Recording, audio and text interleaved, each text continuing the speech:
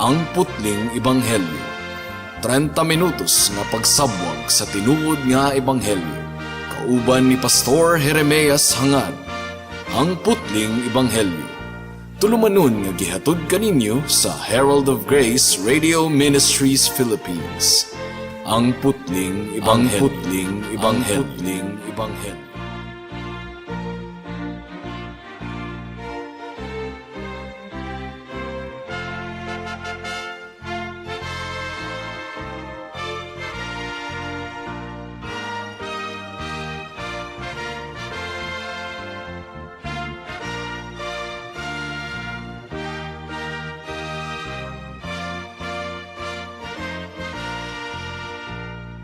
Welcome sa sumpay sa pagpadayon sa atong basic evangelistic lesson. Ang atong pagatunan mao ang saving response to Jesus Christ. So basically, adunay duha ka sanong or tubag sa atong kasing-kasing nga maghatag og kaluwasan. Kini mao ang paghinulsol sa atong mga sala ug pagtuo sa atong Ginoong Hesukristo. Kung wala ang paghinulsol, walay kaluwasan. Kung walay pagtuo, walay kaluwasan. Pero sa dili pa kita magsugod, gusto natong ipahibalo sa matag usa nga kining paghinulsol ug pagtuo dili nato pwedeng bulagon kining duha. Kambal tuko ni mura ni og Siamese twin nga gatapot, dili gayod ni pwedeng bulagon. Ang tinuod nga paghinulsol adunay tinuod nga pagtuo ug ang tinuod nga pagtuo adunay tinuod nga paghinulsol. Ang tumong sa atong pagtuon mahitungod sa duha ka tubag sa ebanghelyo sa atong kasing-kasing nga mo'y magdangat sa kaluwasan, ang tumong niini mga kaigsuonan mao nga hagiton ang mga katawhan nga musanong o mutubag sa gitaniyag nga kaluwasan sa ebanghelyo pinaagi sa paghinulsol sa mga kasalanan ug pagtuo sa atong Ginoong Hesukristo lamang. So mo kini ang purpose nga ang mga nakapamati sa mensahe sa ebanghelyo musanong sila pinaagi sa ilang pagtalikod sa sala ug pagtuo lamang sa atong Ginoong Hesukristo. In other words, gusto nato nga mahimong tinuod nga magtutuo ang tanan nga atong gisangyawan sa pulong sa Ginoo. Kay kun dunay tinuod nga magtutuo, duna usay peke nga magtutuo. Dili nato buot nga magpabilin nga peke nga magtutuo ang bisan kinsa. Gusto nato nga mahimong tinuod gayon nga magtutuo sumala sa tataw kaayo nga gitudlo kanato sa Biblia. Sa unsang paagi nahimong Kristohanon ang usa ka tawo? Sa unsang paagi? Ang kasagarang tubag, kung dili siya Muslim, Christian siya. Pero dili kana mo ipamaagi aron mahimong Kristohanon ang usa ka tawo. Sa unsang pamaagi mahimong tinuod nga Kristohanon ang usa ka tawo. By the way, ang Dios sa mga Kristohanon, ang Dios sa Biblia, Father, Son, and Holy Spirit. Ang Dios sa uban nga mga relihiyon nga wala nahauyon sa Dios sa Biblia, dili gayud pareho kana nga Dios. Dios kana nga minugna-mugna sa huna-huna sa tawo, inimbento sa tawo nga Dios. Ang tinuod nga Dios, ang Dios nga gipadayag sa Biblia. So, dili pareho ang Dios sa mga Buddhist, sa mga Hinduist, sa mga Taoist ug sa Kristyanismo. Ang Dios nila dili pareho sa atong Dios. Ang atong Dios sumala sa gipadayag sa Biblia. So sa unsang paagi nahimong Kristohanon ang usa ka tawo, daghang moingon nga pinaagi kuno sa bunyag o bisan unsang sakramento sa simbahan. Nga kung mabunyagan ang bata, Kristyan na siya. Pero atong makatunan sa atong pagtuon karon nga ang tinuod nga Kristohanon naghinulsol sa sala ug nagtuo lamang sa atong Ginoong Hesukristo. Dili kini pinaagi sa ritual or bunyag. So ang bata nga puya, dili ka na tinuod nga magtutuo kay wala pa na naghinulsol sa iyang sala ug wa pa na siya kaila sa atong Ginoong Hesukristo. So ritual lamang kana. Pero daghan kayong mga taong nagtuo nga kung mawisik-wisikan sa tubig sa bendita, mabunyagan, Kristohanon na. As if ang Kristohanon mura og magical abracadabra. Ang tinuod nga Kristohanon naghinulsol sa iyang sala ug nagtuo lamang sa atong Ginoong Hesukristo, something nga imposible nga mahitabo sa usa ka puya nga bata. Aduna usab mga tawo nga nag-ingon nga nahimong Kristohanon ang usa ka tawo pinaagi sa pagpamiyembro sa simbahan. Kung miyembro siya sa simbahan, Kristohanon siya. So church membership ang makapakristohanon. Aduna usay nag-ingon nga makristohanon ang usa ka tawo pinaagi sa pagbuhat sa pinakamaayo aron mahimong balaan. Well, unsa may problema niini nga mga panghuna-huna, mga kaigsuonan? Nasayod ba kamo kung unsa ang problema niini? Ining mahimo kitang kristohanon pinaagi sa pagbunyag, pinaagi sa pagpamiyembro sa simbahan, pinaagi sa pagbuhat sa pinakamaayo aron mahimong balaan, aron dawaton kita sa Dios. Unsa man ang problema niini? Kining mga tawhanon nga paagi sa pag-angkon sa kaluwasan napakya sa pagsabot sa hinukman ng kahimtang sa tawo gumikan sa sala. Wala na sabti niini nga panghunahuna nga bisag unsay atong buhaton hinukman na ang tawo gumikan sa sala. Ang Dios na mismo ang naghukom. Ang tawo nga hinukman dili na gayud makalaom nga makapunto atubangan sa Ginoo aron mabakwi ang iyang pagkahinukman. Kinahanglan ang Dios maoy maningkamot, kinahanglan ang Dios mao ang mangitag paagi aron ang mga hinukman mahimong linuwas. Pero kung ang tawo mo'y mangitag pamaagi maningkamot aron mawala gikan kaniya ang iyang pagkahinukman, nakalimtan niya nga ang hinukman kun duna na gyud sentensya nga gipakanaog ang huwes, bisan pag-unsay buhaton anang tawhana, di na gyud na musaler. Kinahanglan gyud nga dawaton niya ang sentensya.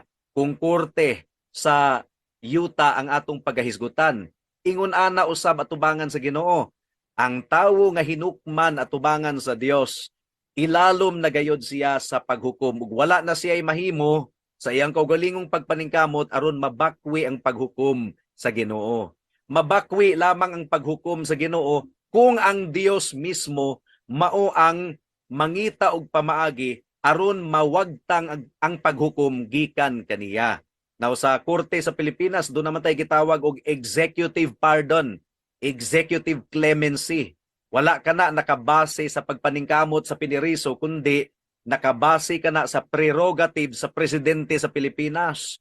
Sa kaluwasan sa tawo, wala gayud nakabase sa pagpaningkamot sa tawo ang atong kaluwasan kundi nakabase ka na sa prerogative sa atong buhi nga Dios nga mao ang maghuhukom sa tanang mga katawhan. Ang giingon sa Roma kapitulo 3 bersikulo 19 hangtod sa 20. Karon nasayod kita nga ang tanang sugo sa balaod alang lamang niadtong nailalom sa balaod aron wala kitay ikabalibad ug aron mailalom ang tibuok kalibutan sa paghukom sa Dios. Kay walay mahimong matarong atubangan sa Dios pinaagi sa pagtuman sa balaod. Ang mahimo lamang sa balaod mao ang pagpaila sa tawo nga siya nakasala. So, klaro kaayo nga gihisgutan ni ana nga bersikulo mga kaigsuunan nga walay ipakamatarong atubangan sa Dios pinaagi sa atong pagpaningkamot sa pagtuman sa balaod. Unsa ra man ang purpose sa balaod sa atong kinabuhi? Ang purpose sa balaod mao nga ipahibalo kanato, ipaila kanato nga kita nakasala, nga kita hinukman. Pero pinaagi sa atong buhat aron mabakwi ang paghukom sa Ginoo, dili gayud kana musaler mga kaigsuunan. Mao kanay tataw kaayong gisulti sa Biblia. So unsa man gyud ang gitudlo sa Biblia aron kita mahimong tinuod nga Kristohanon. Aron kita pagaisipon nga balaan at tubangan sa Ginoo. Aron mabakwi, mawagtang ang paghukom ug mawala ang kapungot ug tunglo sa Dios. Bato kanato gumikan sa atong sala. Kinahanglan nga ang Dios mao ang magsugod sa paglihok sa atong kinasuluran. Ang kasing-kasing sa tawo gahi, tig-a, patay siya diha sa sala. Matud pa sa Efeso kapitulo 2 bersikulo 1. So, aron ang tawo makaduol sa Ginoo ug mahimong dawaton at tubangan sa Ginoo, kinahanglan nga ang Dios magsugod sa paglihok sa atong kinasuluran. Bag-uhon niya ang atong kalag aron nga dawato nato ang iyang gitanyag nga kaluwasan. Atong gitanyag ang kaluwasan sa mga katawhan pinaagi sa pagwali sa ebanghelyo. Nganong ang kasagara mo balibad man? Nganong jutay raman ang musanong niini ug mudawat niini gumikan kay ang kasagara wala giablihan sa Ginoo ang ilang kasing-kasing ug hunahuna. Ang Ginoo na gyud mismo ang nagaingon nga luag ang dalan padulong sa kalaglagan ug mas daghan ang nagasunod niini huot ang dalan padulong sa kahimayaan ug jutay lamang ang nakatultol niini. So, kini nga kabag-uhan sa kinasuluran gitawag og regeneration. Usbon ko ha. Kining pagpanglihok sa Ginoo sa atong kinasuluran, sa atong kasing-kasing, ang kasing-kasing nga bato iyang gilangkat ug gipulihan ug unod nga kasing-kasing, nagapanglihok siya sa atong kalag. Ang tawag niini regeneration or pagkatawo pag-usab. Sa laktod nga pagkaistorya, born again. Ang born again dili kana relihiyon. Ang born again, usa ka na ka pagpanglihok sa balaang espiritu sa kinasuluran sa usa ka tawo aron iyang masabtan ang kamatuoran. Makita niya nga siya hinukman, makasasala, dautan, atubangan sa Dios ug makita niya nga ang iyang paglaom sa kaluwasan anaa lamang sa atong Ginoong Hesukristo. So kining regeneration mga kaigsuunan, buhat ba kini sa tawo? Doon na ba'y gahom ang tao nga bag-uho nato ang atong kaugalingon, ang atong kasing-kasing? Buhat ba kini sa usa ka pastor? Or buhat ba kini sa pagwisik-wisik sa bindita sa usa ka puya aron ma-regenerate ang ilang kalag? Dili. Kining regeneration mga kaigsuunan, kining pagkatawo pag-usab, pagbag-o sa atong kinasuluran, buhat kini sa Ginoo. Ug dili resulta sa atong pagpaningkamot. Bisan pag bunal-bunalan nato ang atong anak nga badlungon. Kung wala gayud gitandog sa Ginoo ang iyang kasing-kasing ug hunahuna, kung dili gayud siya panglihukan sa Ginoo sa iyang kasing-kasing, dili gayud siya mabag-o. Ang kabag-uhan, ang regeneration buhat kana sa Ginoo ug dili resulta sa atong pagpaningkamot. Kung tinuod gayud nga magpanglihok ang Ginoo kanato, musangpot kini sa atong makaluwas nga pagsanong sa ebanghelyo. Musangpot kini sa atong pagtubag sa ebanghelyo, pagdawat sa kaluwasan nga gihatag sa Ginoo nga libre sa mga makasasala nga susama kanato. So, unsa man ang makaluwas nga sanong sa ebanghelyo ato nang gipasabot kaganina. Buhat kapitulo 20 bersikulo 21 ang giingon dinhi, giawhag ko ang mga Hudiyo ug ang mga dili Hudiyo sa paghinulsol ug sa pagbalik ngadto sa Dios ug sa pagtuo sa atong Ginoong Hesukristo. So duha mga kaigsuunan, repentance towards God and faith in the Lord Jesus Christ. Paghinulsol sa pagbalik ngadto sa Dios ug sa pagtuo sa atong Ginoong Hesukristo. Mao kini ang duha ka tubag sa kasing-kasing sa tawo alang sa iyang kaluwasan. Una, paghinulsol.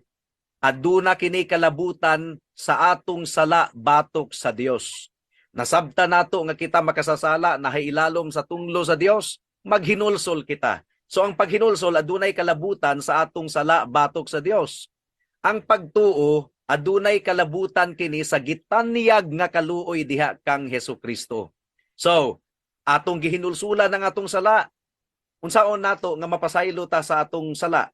Kinahanglang mutuo kita, mudangup kita, mudagan kita padulong sa atong Ginoong Hesukristo. So ang pagtuo adunay kalabutan sa gitanyag nga kaluoy diha kang Hesukristo.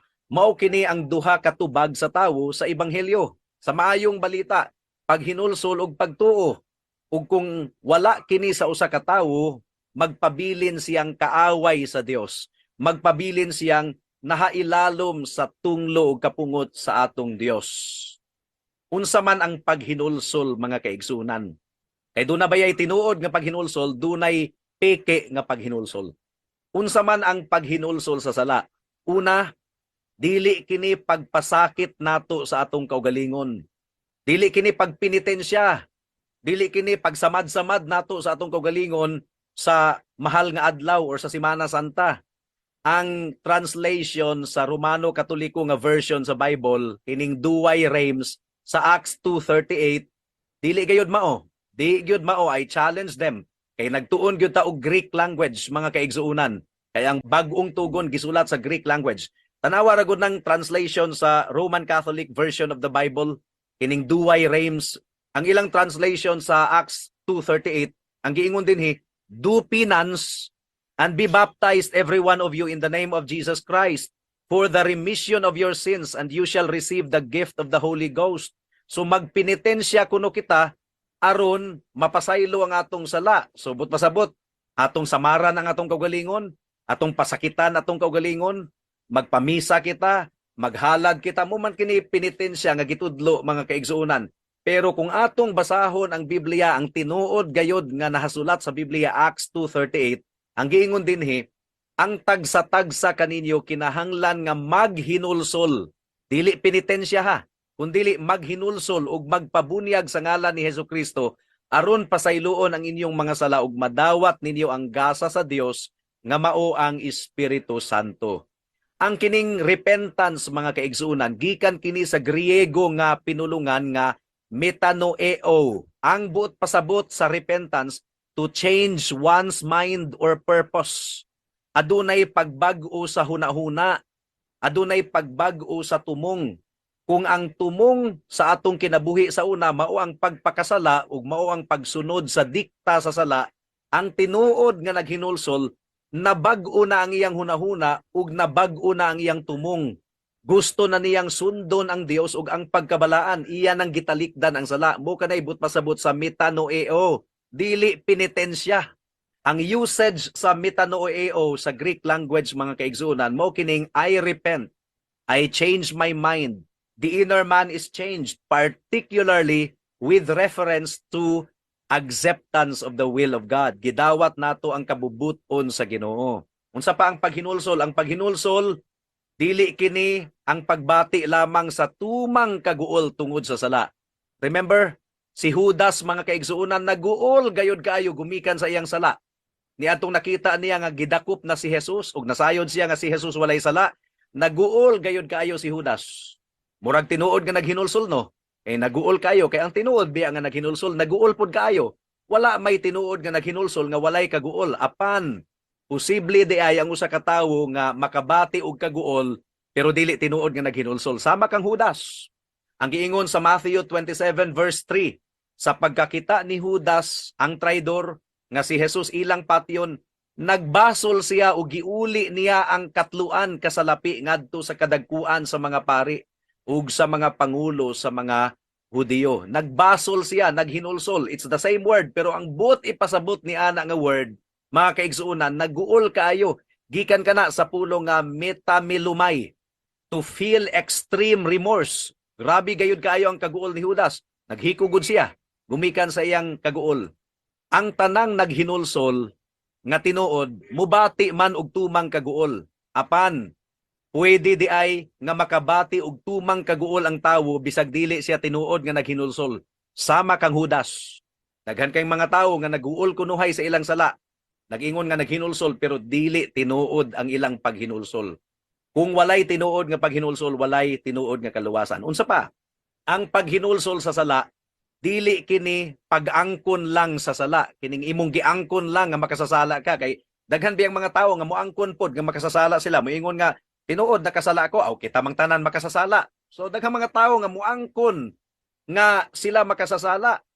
Si Judas gani, iyang giangkon nga nakasala siya. Tinuod gayod ang iyang pag-angkon.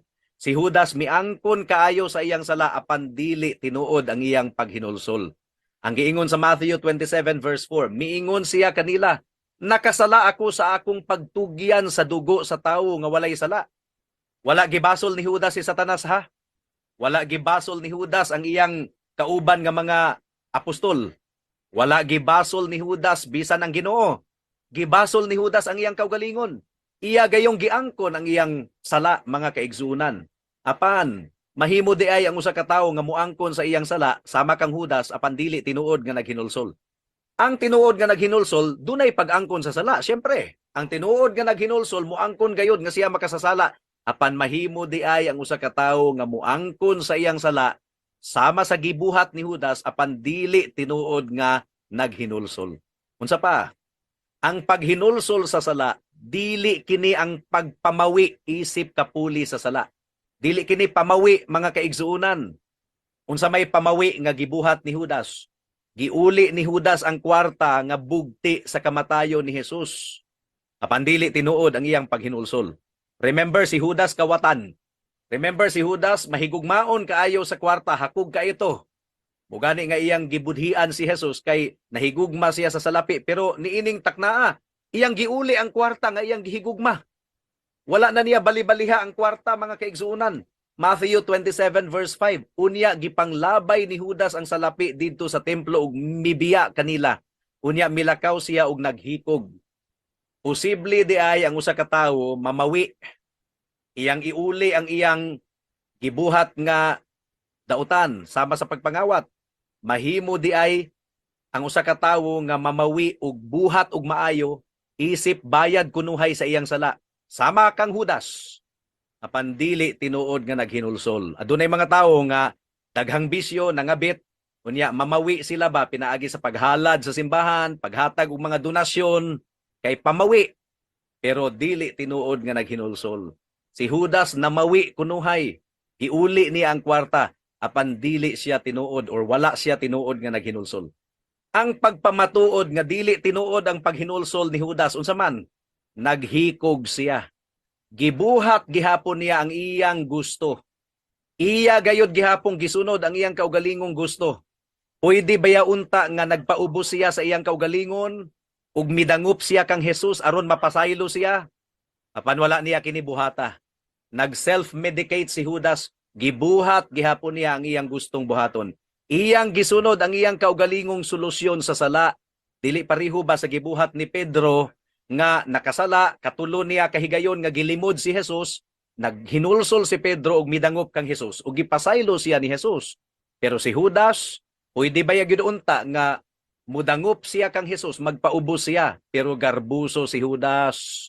Wala gayud siya mudangup kang Jesus. Iyang gisunod ang laraw sa iyang kasing-kasing aron masolusyonan ang iyang sala. Unsa man ang tinuod nga paghinulsol, mga kaigsuunan?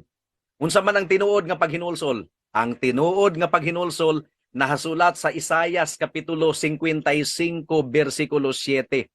Ang tinuod nga paghinulsol mao kini.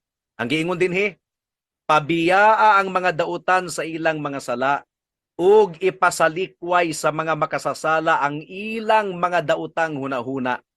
Pabalika sila sa Ginoo aron kaluy-an sila.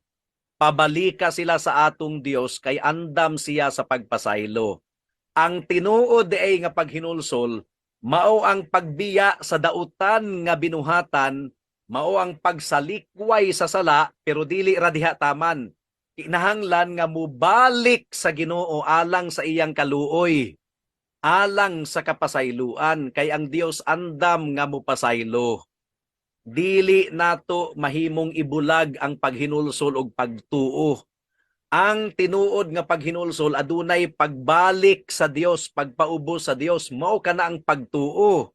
Nasayra nimo nga ikaw makasasala, wala kay mahimo aron sa pagluwas sa imong kaugalingon. Gikaguol nimo ang imong sala, imong gitalikdan ang imong sala, apan giawhag ka sa Biblia nga mubalik sa Ginoo pinaagi kang Hesukristo. Mudangup kang Hesukristo alang sa imong kaluwasan.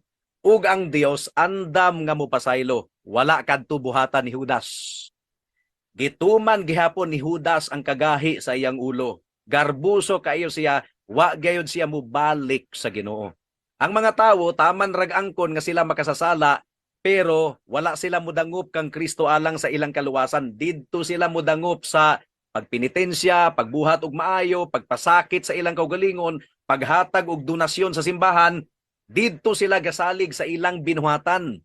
Tataw kaayo ang Biblia, mga kaigsunan, nga nag-ingon nga ang atong maayong binuhatan hugaw nga panapton lamang atubangan sa Dios. Ang tinuod nga naghinulsol adunay pagdangup sa atong Ginoong Hesukristo. So ang key idea niini, ang pinaka-ideya sa tinuod nga paghinulsol, mao ang pagbiya sa sala. Mao kini ang pagbiya sa kasing-kasing sa sala, dili lang panggawas nga pagbiya kundi ang atong kasing-kasing kinahanglang mutalikod na sa sala. Naglangkob kini sa pagdeklarar ug pagpakigubat batok sa sala. Ang atong kasing-kasing dili na mahigugma sa sala. Ang paghinulsol naglangkob usab sa pagbiya sa daotang lakang. Ang pagbag-o sa kasing-kasing magdangat sa pagbag-o sa binuhatan. Daghan ang nakasabot sa gitanyag sa ebanghelyo. Apan nagpabilin nga wala maluwas tungod kay mas gipili nila nga magpabiling ulipon sa sala. Nahigugma gayod kaayo sila sa sala.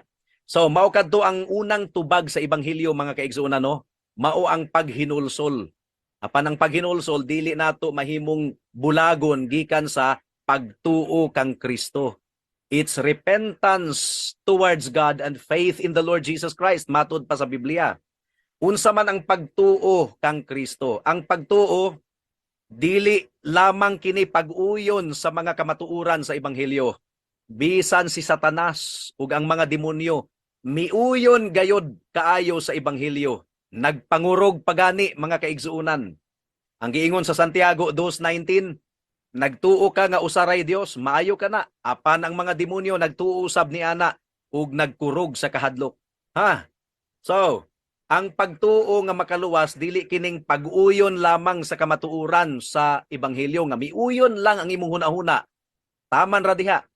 Daghan kaayong mga Bible scholars and church workers nga moangkon nga sila magtotoo apan walay pagpamatuod pinaagi sa bunga sa ilang kinabuhi. Ang bunga sa ilang kinabuhi nagpamatuod nga dili sila tinuod nga magtotoo. Ang tinuod nga pagtuo makaplagan nato sa Roma Kapitulo 10, versikulo 9 hangtod sa 13. Mao kini ang tinuod nga pagtuo. Ang giingon dinhi, maluwas ka kung ipahayag mo nga si Jesus mao ang Ginoo. Ug sa kinasingkasing mutuo ka nga gibanhaw siya sa Dios. Gihimo kitang matarong sa Dios kay nagtuo man kita sa kinasingkasing gayud ug maluwas kita kay gipahayag man nato kini. Kay ang kasulatan nag-ingon ang nagtuo kaniya dili gayud maulawan. Alang kini sa tanan kay wala may kalainan sa mga Hudiyo ug sa dili Hudiyo. Kay usa lamang ang Ginoo alang sa tanan ug panalanginan ang tanan nga magsangpit kaniya. Sumala sa kasulatan ang tanan nga magsangpit sa ngalan sa Ginoo maluwas. Ang Dios sa mga oneness, kaning dili mo tuog Trinity, dili kini pareho sa Dios sa tinuod nga mga Kristohanon. Ang tinuod nga Kristohanon nagtuo sa tinuod nga Dios, one God in three persons, Father, Son, and Holy Spirit. Ang Jesus sa mga saksi ni Jehovah ug INC dili pareho sa Jesus sa tinuod nga magtutuo. Ang Hesus sa tinuod nga magtutuo ato na kining gihisgutan ni atong miaging mga semana, tinuod nga Dios ug tinuod nga tawo. Tinuod nga Dios, ikaduhang persona sa Trinidad, manluluwas Dios, bugtong manluluwas. Christian religion is an exclusive religion. I am the way, the truth, and the life. No one comes to the Father except through me. Walay kaluwasan sa ilalom sa yuta, gawas lamang kang Kristo. Therefore, kung ang usa ka grupo dili tinuod nga nagatuo sa tinuod nga Hesus sa Biblia, dili pareho ang Dios nga ilang gialagaran sa atong Dios nga atong gialagaran. Kinahanglan nga masakit ang atong kasing-kasing alang kanila nga nagtuo sa dili tinuod nga Dios sa Biblia ug dili tinuod nga Kristo sa Biblia. Ang key idea sa tinuod nga pagtuo mga kaigsuonan, si Jesus ang Dios ug nagsugo siya sa imong pagsalig ug pagpasakop. Pagsalig kang Jesus nga mao ang bugtong Dios nga makaluwas kanimo. Ang focus mao ang kamatayon ni Kristo alang sa mga makasasala ug ang iyang pagkabanhaw. Ang Dios sa Biblia mao ang Dios nga atong tuuhan ug saligan. Si Hesukristo tinuod nga namatay didto sa krus. Tinuod nga nabanhaw. Para asa ang kamatayon ni Kristo alang sa kaluwasan sa tanang mutuo ug musalig nganha kaniya kay dili nato mahimong mabayran ang silot sa atong sala. Si Jesus ang nagbayad niini pinaagi sa iyang kamatayon, pinaagi sa pagpaaga sa iyang dugo alang sa atong kaluwasan. So kung dunay grupo nga nagtudlo nga dili tinuod nga si Kristo namatay, mini nga grupo, baka kana mga kaigsuonan. I am the way, the truth, and the life. No one comes to the Father except through me. Pagpasakop sa imong kaugalingon, ngadto kaniya ingon nga Dios sa imong kinabuhi. Ang focus mao ang awtoridad ni Kristo ug sa iyang pulong. Konklusyon mga kaigsuonan, Dili mahimong bulagon ang paghinulsol ug ang pagtuo. Dakong sipyat ang muangkon nga siya nagatuo apan walay paghinulsol. Dakong sayo pusab ang nagaangkon nga siya naghinulsol apan wala nagsalig kang Kristo. Didto siya nagsalig sa iyang donasyon nga gihatag sa simbahan, didto siya nagsalig sa iyang pagka-active sa praise and worship, or uban nga wala siya misalig kang Kristo. Ang tinuod nga magtutuo kang Kristo, ang tinuod nga disipulo, naghinulsol sa iyang sala ug nagsalig lamang kang Kristo, ingon nga bugtong Dios ug manluluwas. Ug hinaot nga ang tanan nga makadungog niini nga mensahe mahimong tinuod nga magtutuo sa atong Ginoong Hesukristo. Amen. Alang sa dugang nga mga pangutana, mahimong mo text kang Pastor Jeremias Hangad sa 0935 744 3030.